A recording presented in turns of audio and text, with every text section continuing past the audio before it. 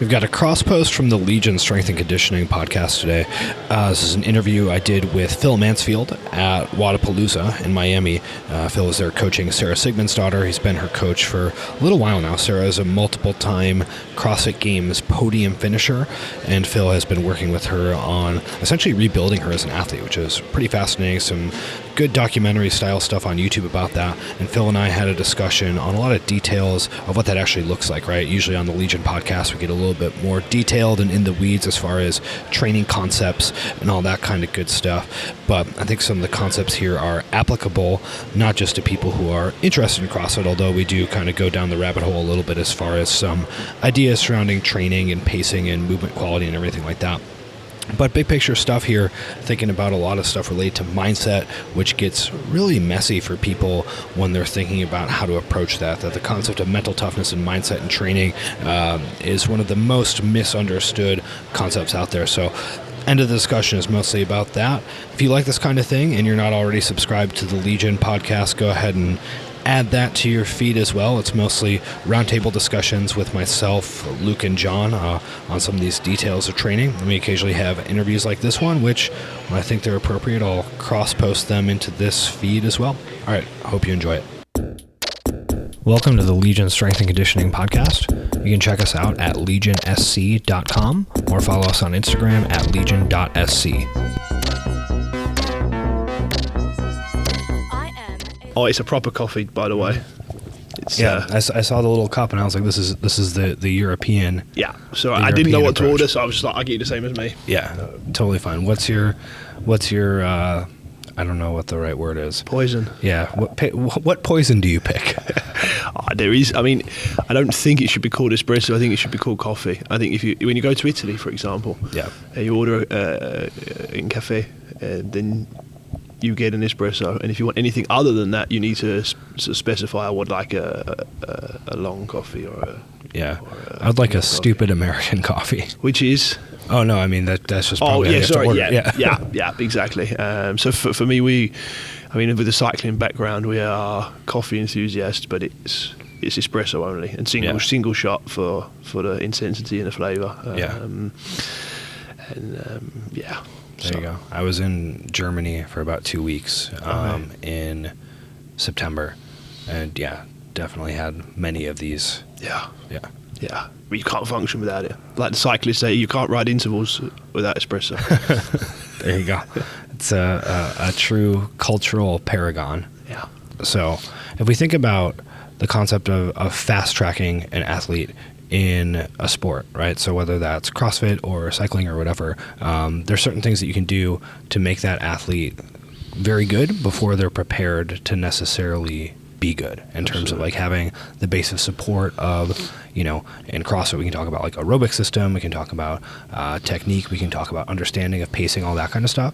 And it's definitely possible for someone to essentially skip developing all that stuff and be very good, especially if they have some talent. And something I wonder about is when you fast track someone like that and they end up at this point that they've potentially skipped steps, how do you actually, number one, have you limited their peak potential? And number two, how do you then try to take that person back and then start to rebuild stuff? Because we see it all the time, right? Not just with high-level athletes, but even with people who are pretty good. They just skipped a bunch of steps. Yeah, I think the answer I'm hearing two questions there. The first question is when you skip the steps, are you limiting their potential? And I think with every year that goes by, you are. I mean, you take a natural athlete that's just got the skill acquisition and sport from 3, 4, 5 years old, even with languages.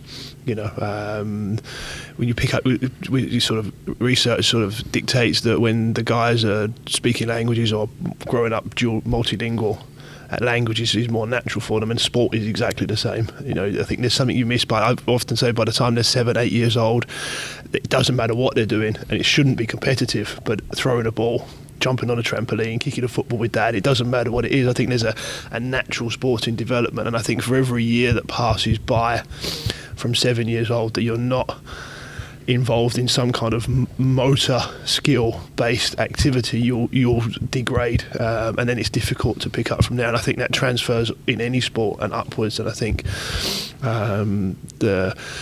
running is a classic. Running is probably the best example, because if I was going to start playing tennis tomorrow or golf, you appreciate the technicality of it.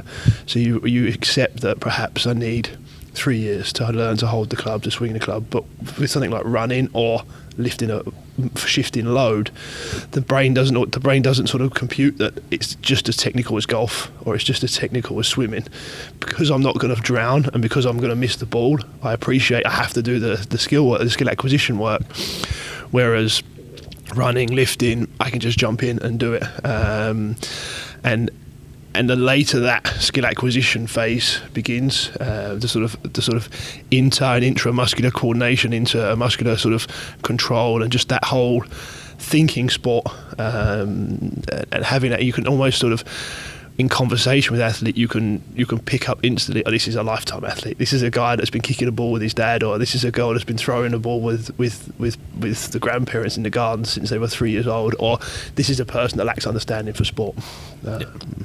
Yeah, and I think that something I wonder about with that is finding the right balance as far as what you need to do for skill acquisition before you, allow someone to quote unquote play sport, right? Because you get on the other end of the spectrum, you have the weightlifting coaches who won't let anyone snatch with anything other than a PVC for 2 years or whatever, and you're like, all right, come on, and how do you find what the right balance is there to make sure that skill acquisition step is not skipped? Absolutely. I mean, I think as you grow older, things become simpler. And I know as a young coach, I was very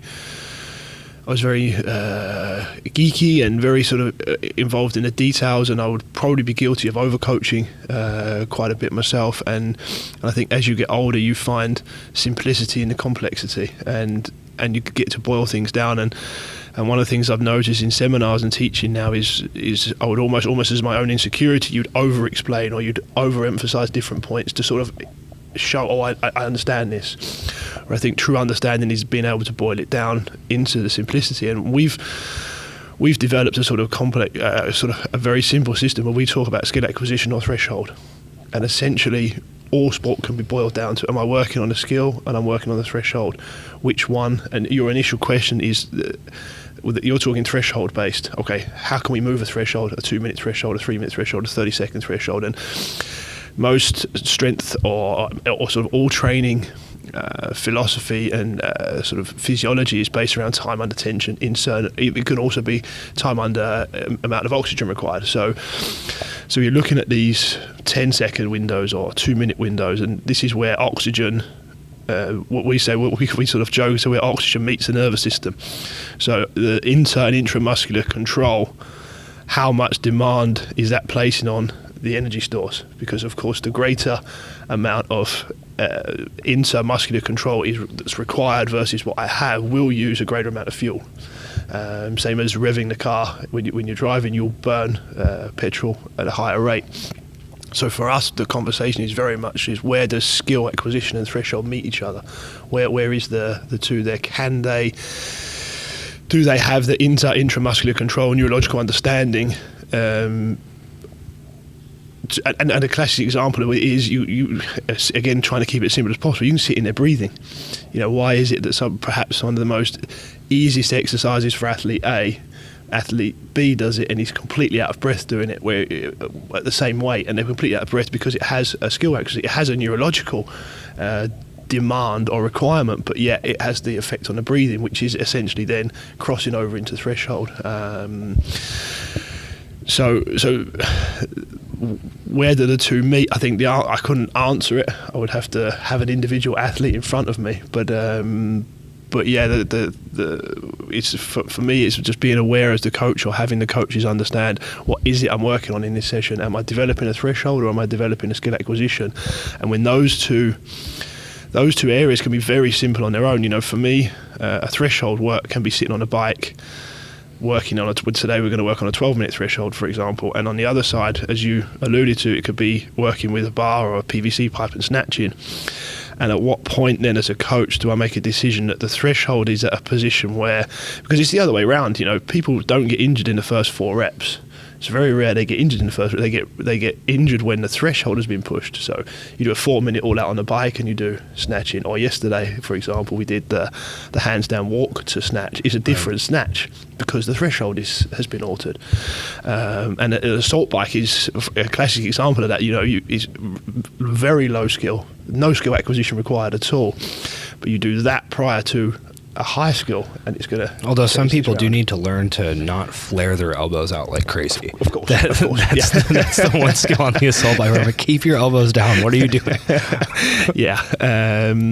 So for me, the two of them have direct influence on each other.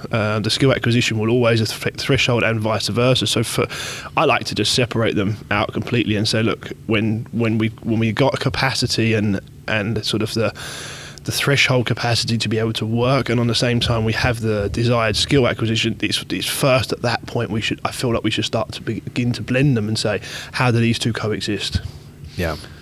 Yeah, with skill acquisition, something I've been thinking about has to do with, I guess, just the amount of variation that is involved in that process, right? So I certainly wouldn't consider myself to be an expert on like the research related to skill acquisition, but it seems that people develop much more robust like mental models of a skill if it's given to them in a lot of varied scenarios, right? So that they do better if they don't just practice the same drill in the same order every single time, right? If you're a musician, you don't get as good if you just play your same scale up and down, fast forever. You do better if you learn a few songs and then improvise a little bit and then try the scale and then, play it backwards and then all that kind of stuff. So, but there is an element of if you don't do the same thing enough, then you don't actually learn to do it right effectively. So how do you balance that almost competing need for enough repetition to truly master a specific skill versus creating varied scenarios that obviously in a sport like CrossFit as well is necessary? Like you mentioned, you have to be able to not just snatch well, but you have to be able to snatch well after doing handstand walks, after you swam a certain amount and did ski erg. So Yeah, absolutely. But I think that comes down to the eagerness of the coach or the athlete, and I think again something that comes with age. I think is a little bit of patience and a little bit of understanding there. And I think that the temptation is with particular athletes, because they master compensators, they're very good. The temptation is to go down that path too quickly. And I think we have a saying in Danish which is keep ice in your stomach. And keep calm. It's very easy to get very quickly excited with results when you see the benefits, and it's that balance between holding them back and letting them go.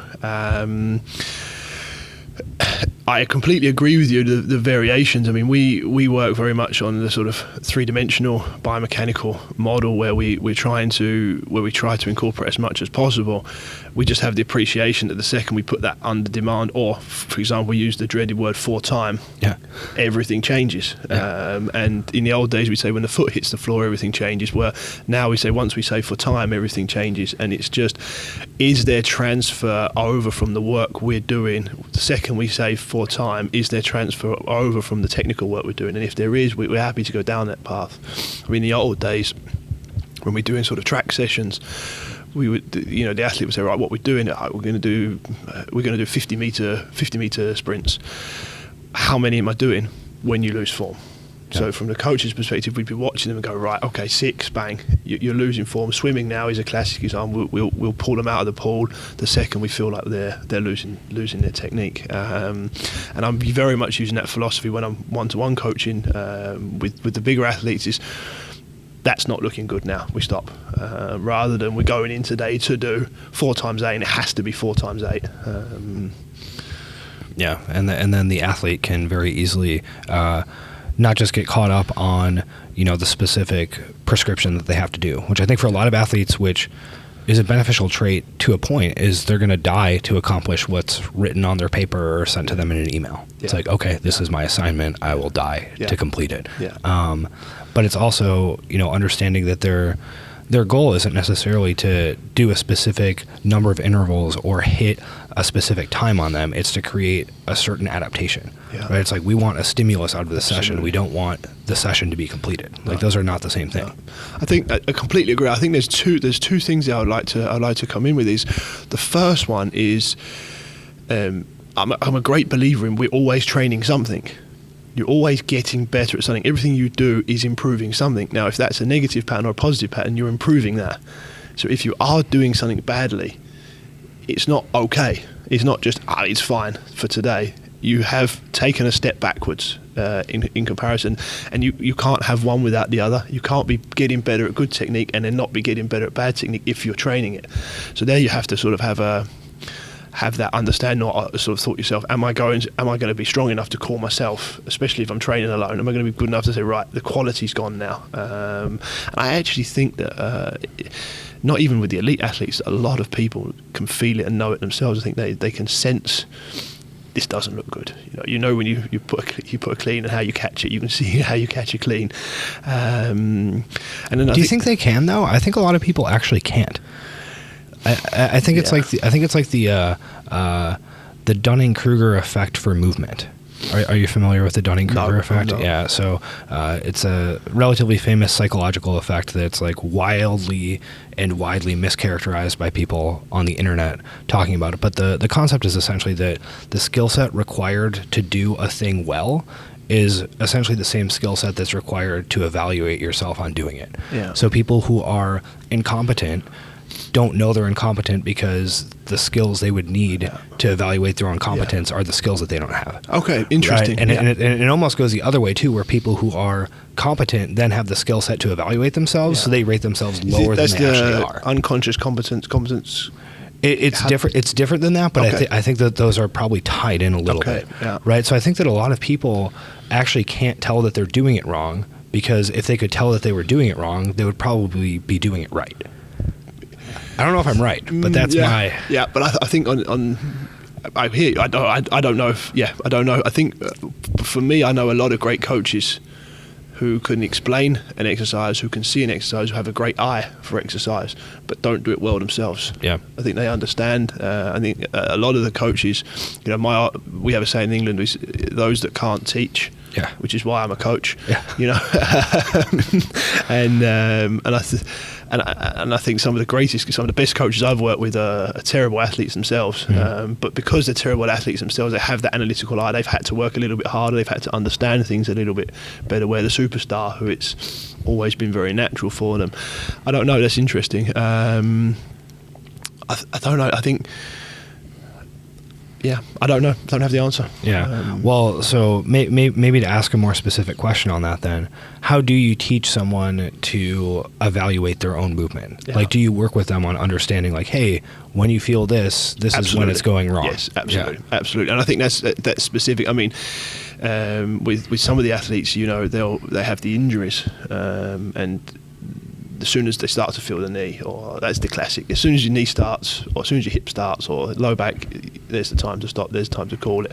I think initially started coaching in 1999, and I remember in those days we used to burn, it was a little bit after, we used to burn a DVD every session. So they'd come in for a treatment, and we'd film them with an old camera, and then we'd take them out and we'd burn the DVD for them to go home and watch their exercises. And I think in this modern world now, with the sort of everybody's filming on the phone, everybody's filming, everybody's using Coach's Eye or a slow down app. I think perhaps they don't feel it in the set, but I think if they have the ability, if they want to be able to look at it back and say, you can see the difference between rep 1 and rep 8. Next set, I'm going to do 6 reps. And that's not everybody, but I mean, the general public are educated. When you talk to them, the conversations I have, they understand what straight back is, or and for me, I think the depth of knowledge, they don't have to see biomechanics in the way Jousey sees biomechanics, for example, but they can see, okay, my back's rounding at the basic level. Okay, I'm losing my low back. I'm losing my knees are going that way or that way. Yeah.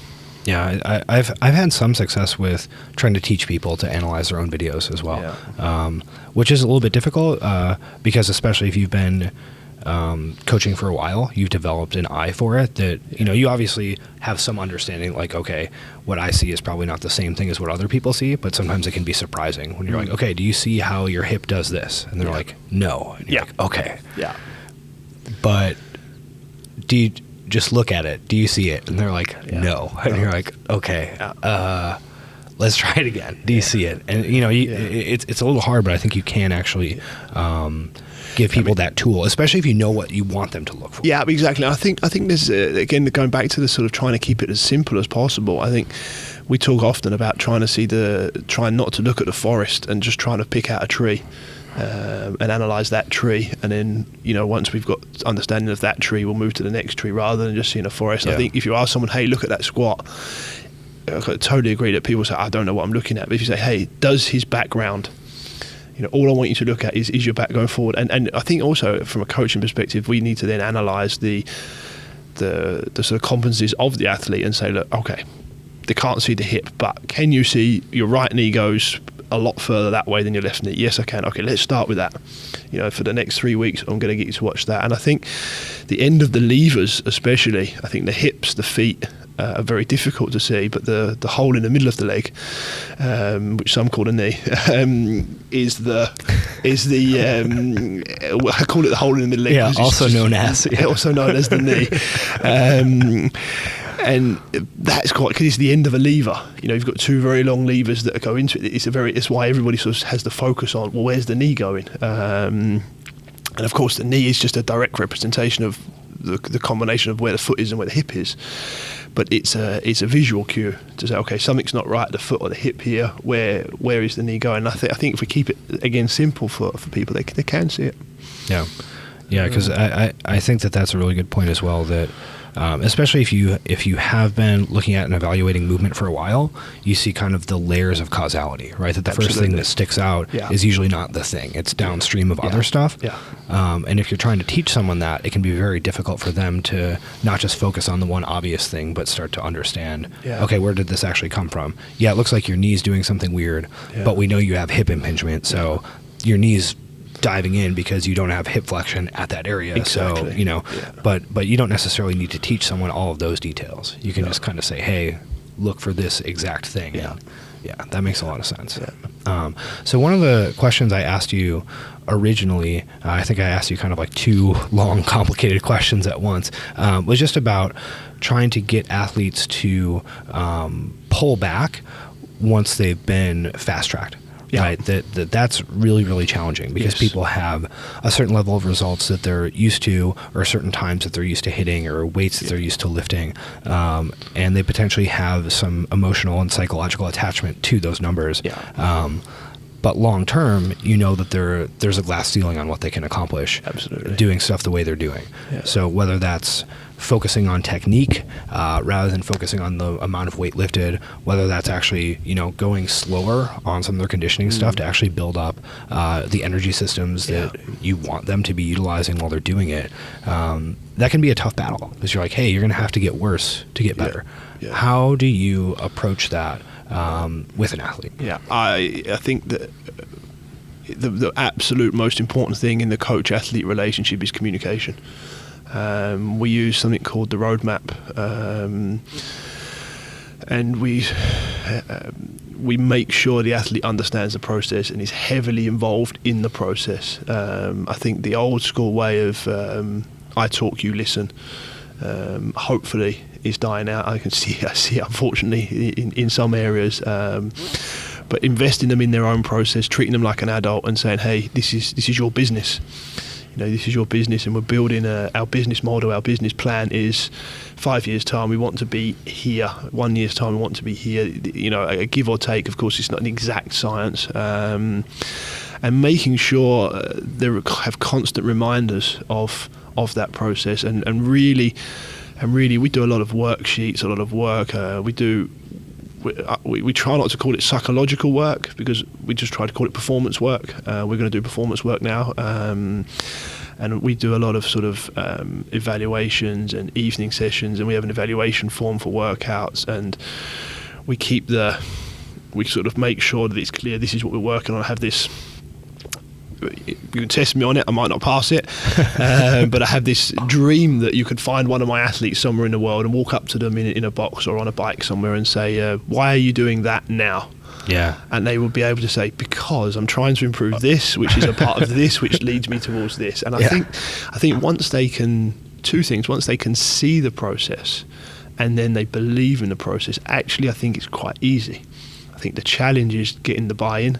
I encourage them to question. I encourage them to be almost sort of like contract negotiations. Be aggressive in the contract negotiations. Make sure you get the deal you want, and then move on from there. And I encourage the sort of pushing me. Where am I going to be? Put me under pressure as a coach. And I think once they trust me and they trust the process and they trust where we're going, and then they start to see the results, you sort of get this snowball momentum effect where they start, okay, this is happening, this is going, this is where it's going now, and the first couple of months is quite hard, but then it settles down, and it starts to go well. Of course, you do have wobbles along the way where you have to remind, hey, look, we're in this process, and especially around event time, when you're on a, you're not peaking for another 2 years, you're having your mini peaks and your testing peaks, but you're not peaking for 2 years. Having around competition time, the nervousness comes, okay, we haven't worked on that.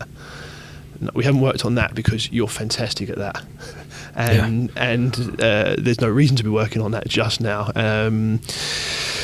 So I think for me, that's the key thing is communication, making sure the constant reminders of the process, constant reminders of where we're headed. It's very well laid out, it's very well communicated, it's visually made sort of in on a whiteboard, or it's drawn up somewhere sort of relevant, it's up around them, and having that buy-in. As I say, I think if the communication process is done well, we don't tend to have a problem with it. The obvious example to me that comes up, I know from folks who I've worked with coaching, is especially surrounding things like conditioning work, right? Because a lot of people in CrossFit are excellent at suffering, right? That they can just kind of like, especially folks who are more quote unquote talented for the sport, they can just sort of go out hot and hang on, and they just suffer for an entire workout and they kind of get it done. And some of them do quite well doing that.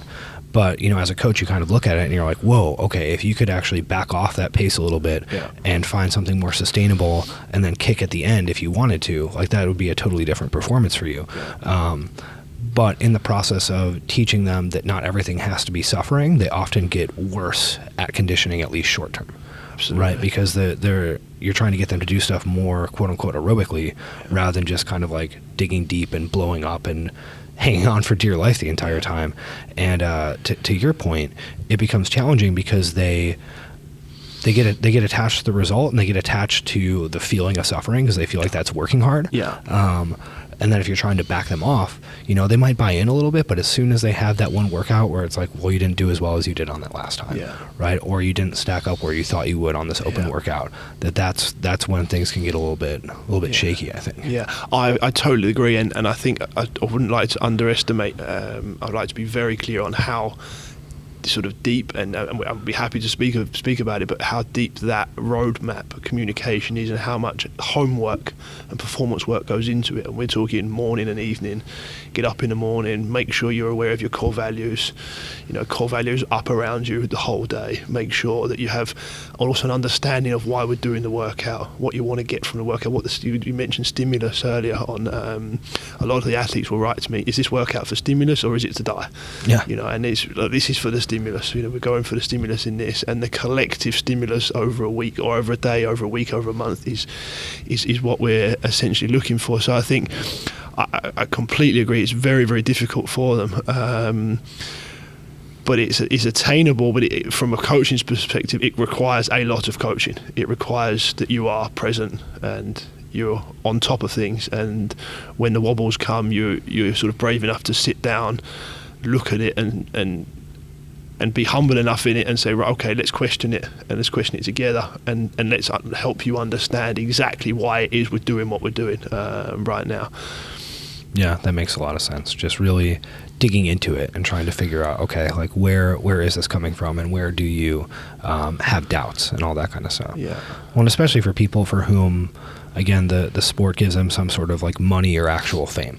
Yeah. Right, because then it's not just their own psychology surrounding it. It's like, okay, what will people think of me if I don't X? Absolutely. Yeah. I think one example I like to use to explain it to the guys is that you use the sort of same example in two contexts. One, if we're 4 guys or 4 girls lifting a table, and you and we're lifting the table, and the 2 that are helping us have got their hands on the table and they pull in all the phases, but they're not lifting anything. It's you and I that end up stressed, and the 2 guys that are lifting with me, they're not going to be injured. They're not going to have problems, and it's never the guy or the girl in an office who's working, sitting on Facebook all day just looking at their screen that goes down with stress. It's the guy or girl getting in at 6 and going home at 8. If you can suddenly get the 2 helping us lifting the table to lift a little bit, even if they're doing 20-30% more, the stress on us is reduced more than 20 to 30%. And the same in an office environment or a team environment, having the person who's sort of sitting on social media all day actually contributing to the workplace takes the load off the person who's potentially stressed. When the athlete feels that in terms of a muscular balance perspective, that suddenly everything else is contributing, you get, I mean, the classic example is you get a PR without training. That's one of the most powerful boosts. Okay, we haven't snatched for 3 weeks now because we've been working on this, and they're really negative going into the snatch session because, we haven't snatched. They go in, bang, and they're close to or where they over expectations for the session. That feeling is actually very, very difficult to match for them. It's better than the I just killed myself feeling. The smile is like, it's been worth it the last 3 weeks. This was worth doing. This was the idea. And and the guys who know me, use these funny, funky lunges, and I think the first 3 months I worked with Sarah, for example, I don't think she did anything other than 500-600 variation of lunges a day, and it was at the end of that I said to her, I think that are these like the Gary Gray lunges? Yeah, cool. Exactly. And I think I said to her at the end of that, look, we'll be able to get through anything now together, because if you followed that program for 3 months, there's nothing that's going to stop us now. But of course, when they're doing it, there's a lot of doubt, and is this guy crazy? And he's money, sponsors, he's got my career in his hands, and I'm just lunging, and all my competitors are maxing out and doing all sorts of stuff. But then you go back to your workouts and you go, actually, I'm not in shape. Aerobic conditioning's down. I haven't done any workouts, and I'm hitting the same numbers as I was before because I'm more efficient. That's difficult to match. That's difficult. That's the motivation. That's the buying. Once you get that, you need that initial trust. But once we're through the initial trust and the results start to come, we get that snowball. Like, this works. And where the athletes are now in the season build up, I mean, we're out competing with the best in the world, and we've only done our groundwork. We haven't started training yet. And we're hitting podiums. We 2 podiums in Dubai and a podium here, and we're hitting podiums, and we're doing the groundwork, and that's the buy-in for me. That's where the guys go, wow, when I actually start training, it's going to be it's exciting. That there's a combination of getting initial trust and then some maybe quick wins as well, right? To show like, hey, like, I'm not just some wizard just like casting spells or whatever. There's something to it. And that combination can actually result in that trust being built. And like you mentioned, there's probably still some wobbles along the way. Although so unrelated question, if you say wobbles and wall balls, do they sound the same or not? Wobbles or wall balls? Oh, okay. All right. Are they not the same thing?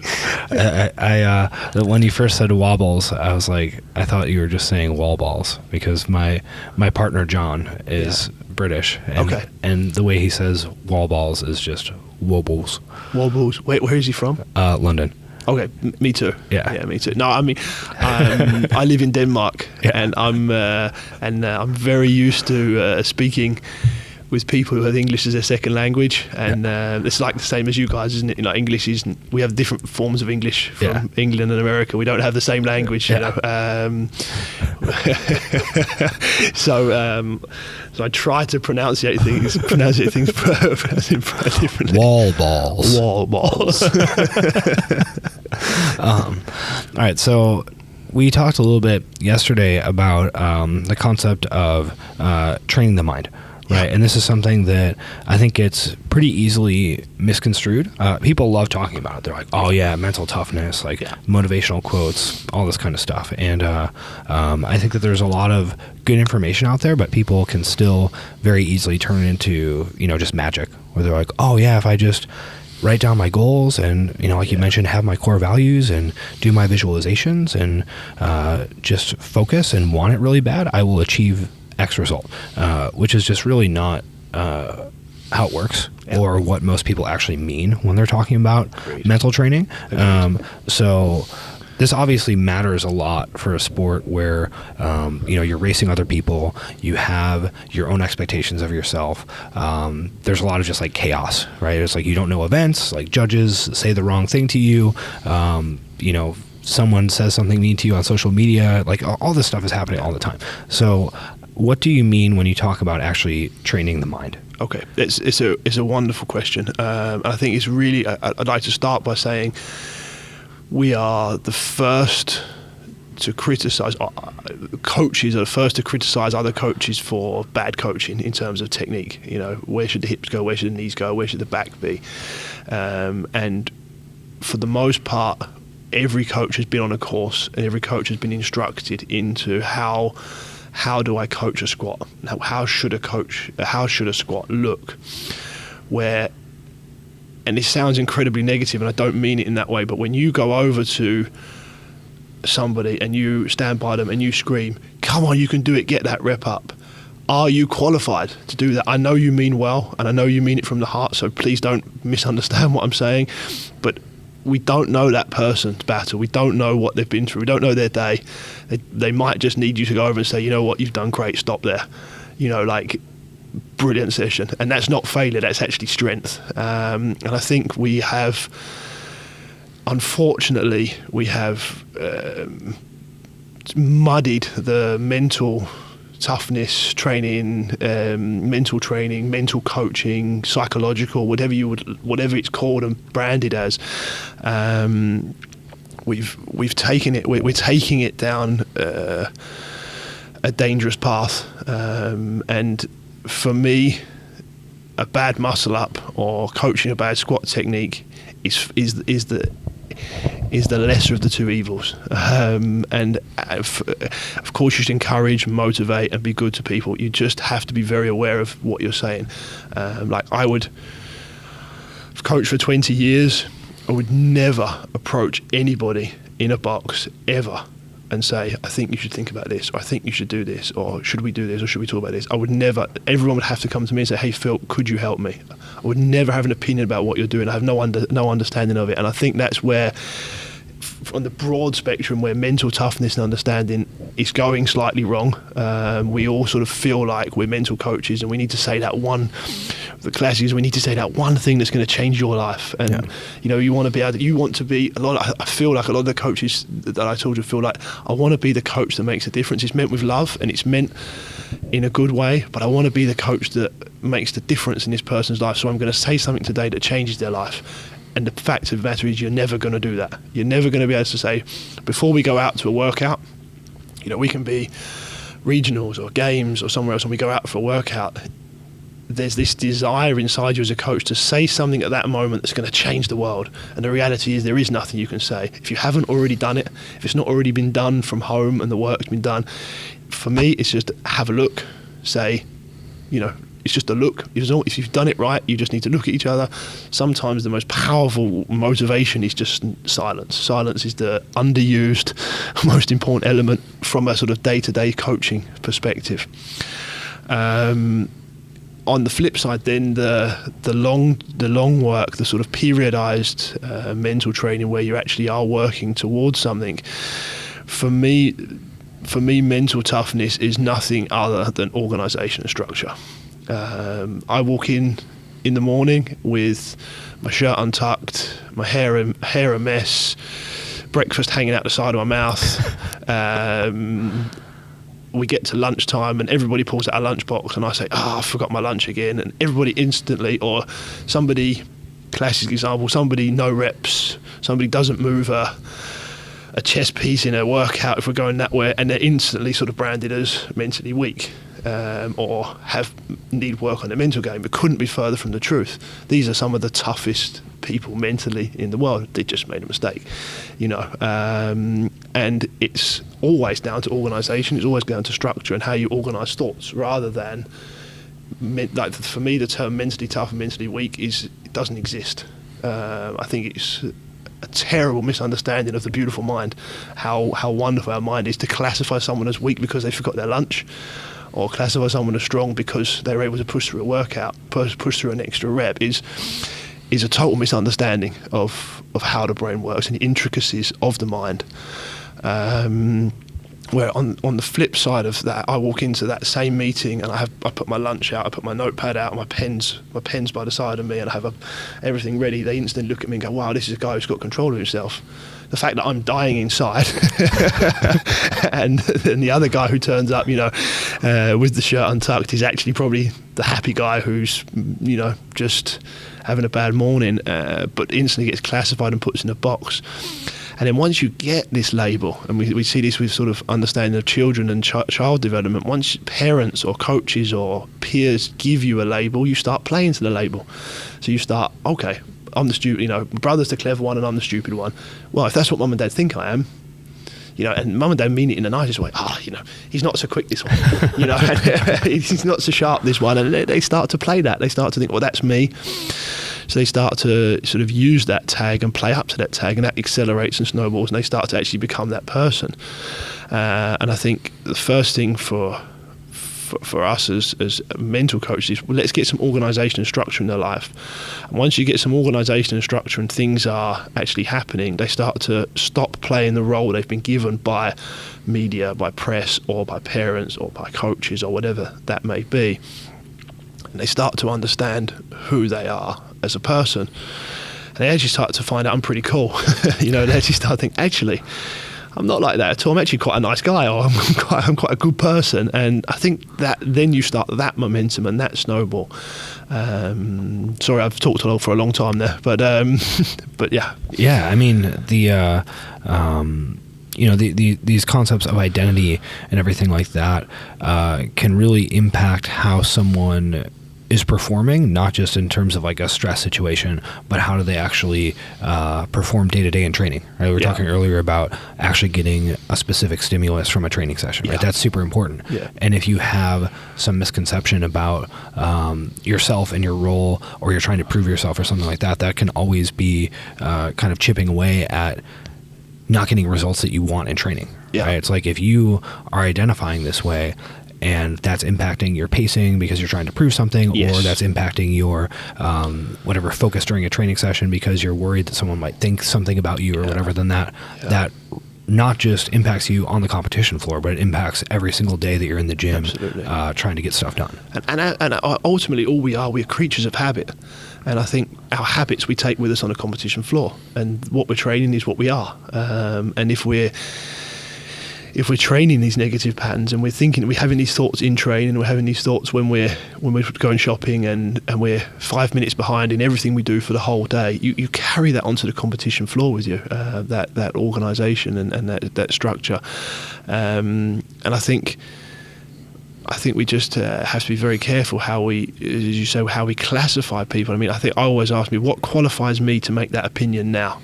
Am I qualified to make that opinion now by essentially watching a workout from a distance, or watching someone in the gym, or watching someone in the box? I have to be very careful with diagnosis and just putting a label on people, and flipping that around, and having the momentum working for you in another way, and being able to consciously be subconscious in your decisions, sort of have it so well trained that you make the decision. You have to start by obviously consciously making good decisions in training and having reminders and doing certain triggers and certain things to remind you. And as soon as that thought comes, doing something with it. And again, even in a workout, prioritizing why am I thinking that now?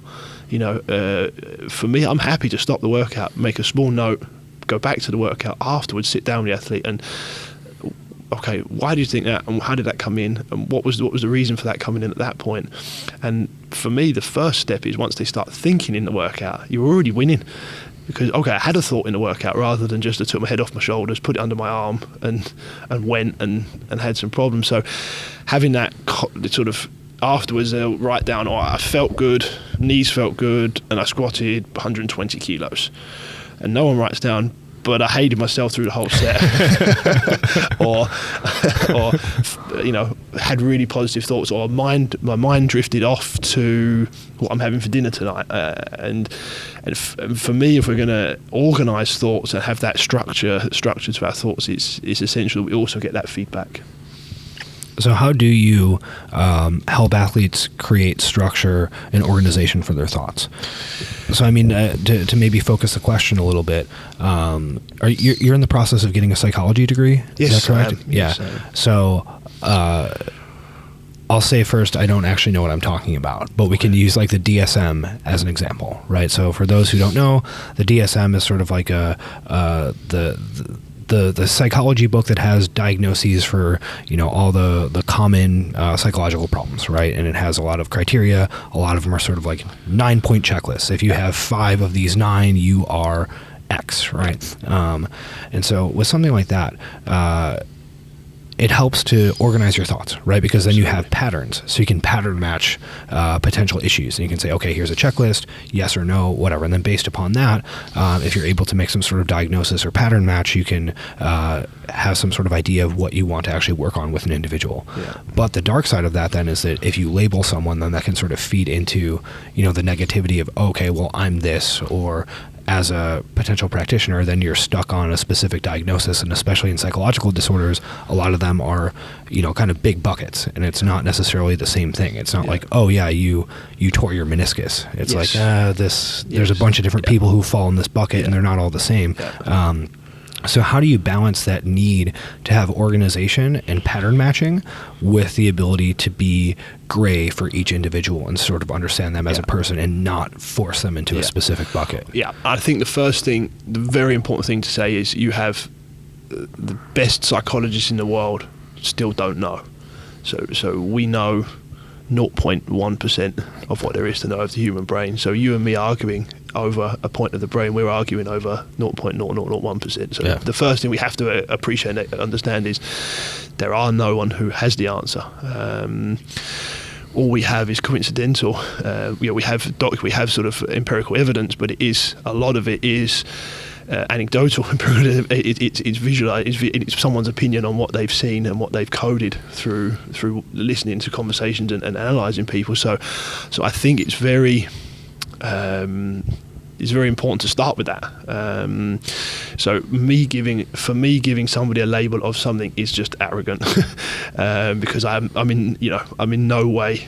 There's very few people in the world who are qualified to be able to do that. So I think moving away from that for me is a path of self-discovery. It's allowing them to have enough freedom in their minds to be able to try to figure out the type of person they want to be. One thing I really enjoy doing is I have a book. We have a book and a pen with us pretty much everywhere, and you'll see if it's one of my athletes, because they'll always have a book open when they're training. And when you see a trait in someone you like and you see a trait in someone you don't like, you write it down, and you start to sort of.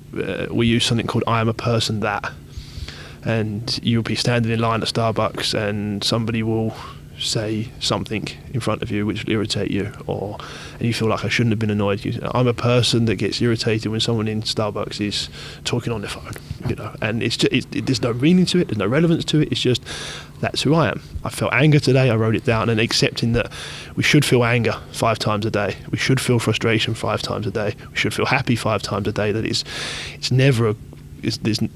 they're human emotions, and I would like to feel each of them every single day. So just having that process of I'm a person that gets angry when I forget things, and again, absolutely no meaning attached to them. We're not passing judgment on that's the person you are. It's just simply fact. I'm a person that feels like that on that day. And then I start with breakfast. I think breakfast is a great way to start the day with success. So I work on a morning routine from when the alarm goes off until when we leave the house, those hours there. And when that's perfected, understand what I mean by perfected, but when that's understood and perfected, and they start to understand the person they are, it's a really, really good building block. So we work very hard on a morning routine of breakfast, how we get ready, a stupid thing like making your bed, just starting the day with some success, feeling that you've got some success from your morning, being able to laugh at yourself when you've got your plan and you don't have success in the morning, and then having this I'm a person that, and this sort of understanding of yourself that during the day. And I think just coming to consciousness 4 or 5 times a day makes people happier. You know, we can, there's, you know, those days where you sort of wake up in the morning and the next thing you know you're laying in bed at night and you're like, what have I actually decided for myself today? You know, I've been on autopilot for the day and I don't actually remember most of the day.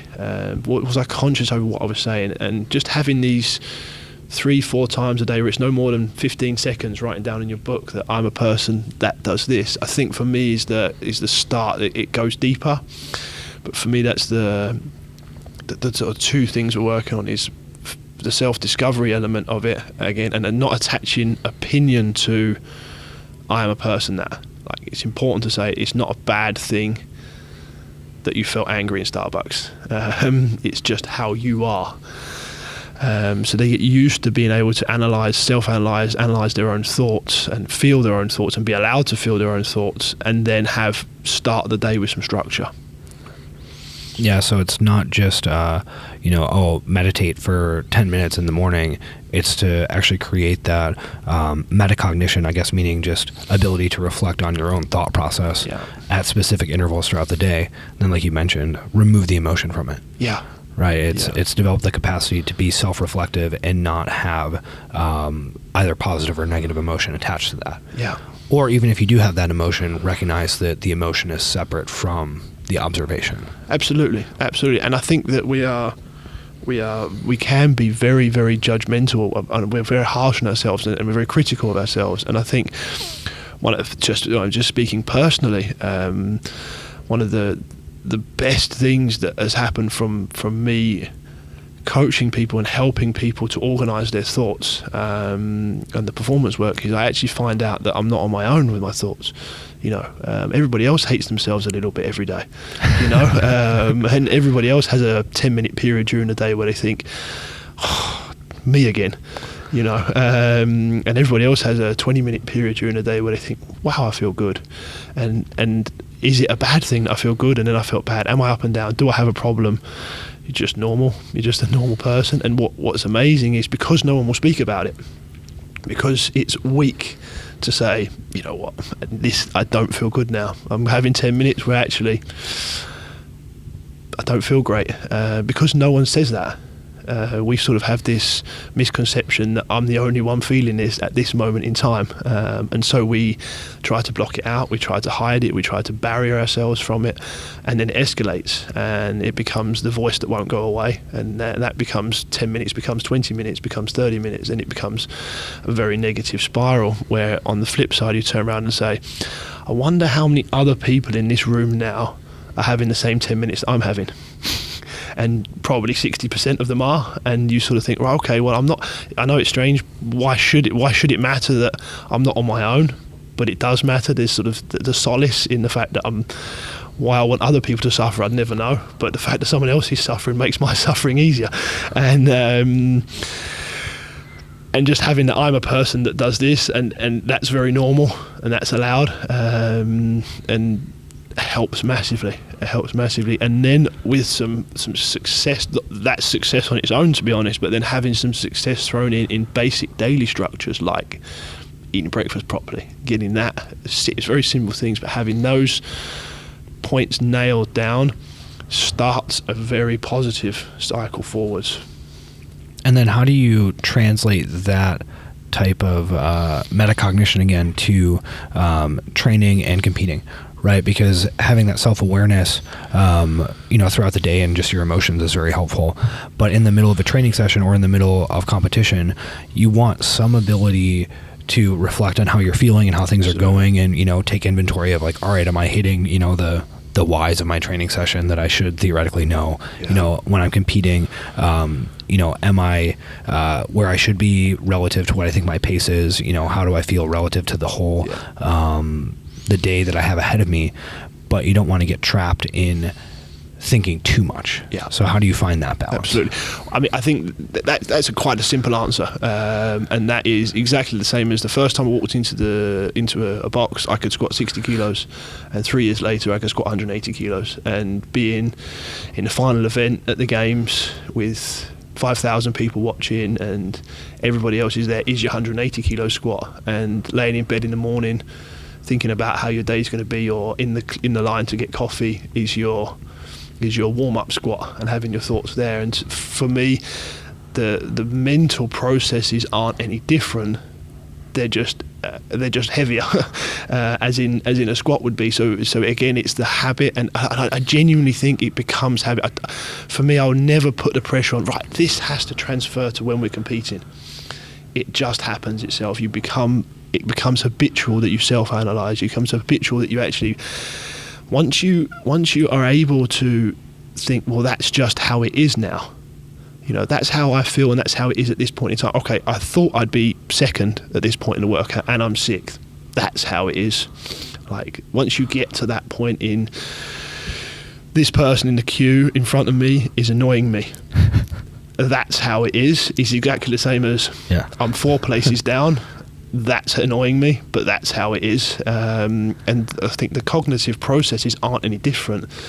It's a lot harder, but squatting 180 kilos versus 60 kilos is a lot harder. And again, taking the depth away from mental training. For me, mental training becomes very, very deep and very meaningful, and we all have to sort of high five and cuddle each other and sort of hold hands and cry and have all this sort of stuff. For me, it's just getting better. It's just saying, look, sometimes my wife hates me. That's how it is. That's allowed. It's not anything wrong with that. Sometimes I say things that I don't mean, and it's exactly the same in the workout. Sometimes I do something in the workout which is stupid, because that's who I am. That's part of me. And you know what? I just carry on, rather than the whole world's coming to an end and everything's going to end and we're all going to stop because I didn't make the snatch, or I didn't do this. Come on, we got to be cleverer than that. So for me, that's the answer to the question is it's just training. It just becomes a habit to be able to have these thoughts, and that transfers to the competition floor. Yeah, and to your earlier model, there's an element of skill acquisition and threshold with that. Absolutely. Right. The skill acquisition is just, I'm in line. Yeah. And then the threshold is maybe, okay, I'm doing a competition. Yeah, exactly. Yeah, and how, and it's just repetition. The threshold is how many times have I done it, and I'm in a habit of doing it. And initially, I think people feel a little bit strange or a little bit silly doing it, which again is normal. And then once that becomes a habit that you just analyze yourself and understand yourself, it transfers to life. Beautiful. All right, Phil, you got to go. You got a debrief. You got a debrief meeting. So you have an Instagram, which gives you some consternation and frustration, but it's out there. What's your handle on that? It's Phil Mansfield _MSI. There we go. Beautiful. Yeah. And don't expect miracles there. Yeah, but you and Jousey are going to start your podcast again. I've heard rumors about that. It's planned. Yeah, it's planned. We're getting it going again. It's getting us in the same room. That's the problem. Yeah, and if people want to listen to that or go back and listen to old episodes, what is that podcast called? That's a great question. I should know, shouldn't I? I think it's called the RedPill Training Podcast. It's RedPill Training Broadcast. Something like that. Yeah. So the archives there are delightful. What else? Anything else people should know about more information from you? YouTube. You're on YouTube. You got YouTube videos. We've got we did a For Real series. A good friend of mine who's a great photographer. He followed us with training up into the games with Sarah, and we've got a For Real series there, which was quite way out of my comfort zone. I would like to be I don't need to be seen. My grandfather always said that I should be seen and not heard, and I think that would be nice. There you go. Did you internalize that mental model? Yeah, it sits with me every day. Okay, cool. Thanks for listening. While you're here, go ahead and head over to your podcast player, subscribe to the show, give it a rating, give it a review, all that good stuff. You can also go ahead and click through to the show notes where you can find out more about us at legionsc.com, and also follow us on Instagram at legion.sc.